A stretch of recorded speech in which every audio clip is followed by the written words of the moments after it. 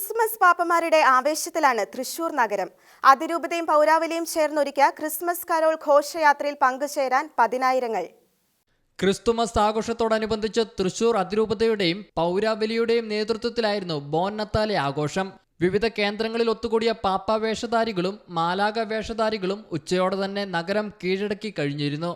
Saint Thomas കോളേജിൽ ഒരുക്കിയ വേദിയിൽ കേന്ദ്രമന്ത്രി വി മുരളീധരൻ ആഘോഷങ്ങൾക്ക് തുടക്കമിട്ടു. അതിഥികളായി എത്തിയവർ സമാധാനത്തിന്റെ വെള്ളരിപ്രാവുകളെ ഉയർത്തിവിട്ടുകൊണ്ടായിരുന്നു ആ ഘോഷയാത്ര ഉദ്ഘാടനം ചെയ്തത്. തുടർന്ന് നഗരം ചുറ്റിക്കൊണ്ട് പാപ്പാമാരും ജനപ്രതിനിധികളും ഘോഷയാത്രയിൽ പങ്കെടുത്തു. വിവിധ മേഖലകളിൽ നിന്നെത്തിയ ആയിരക്കണക്കിന് പാപ്പാമാർ ഗാനങ്ങളുടെ അകമ്പടിയോടെ നൃത്തം വെച്ചുകൊണ്ട് നഗരം ചുറ്റി നീങ്ങി.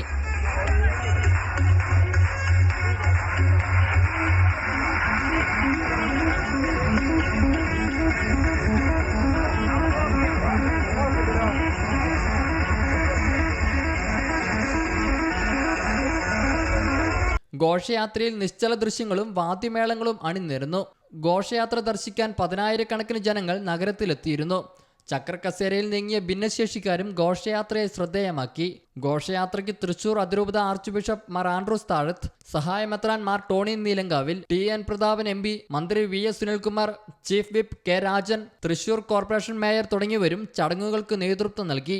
ഘോഷയാത്രയിൽ ആയിരക്കണക്കിന് പാപ്പാമാരും മാലാക വേഷധാരികളും പങ്കെടുത്തു.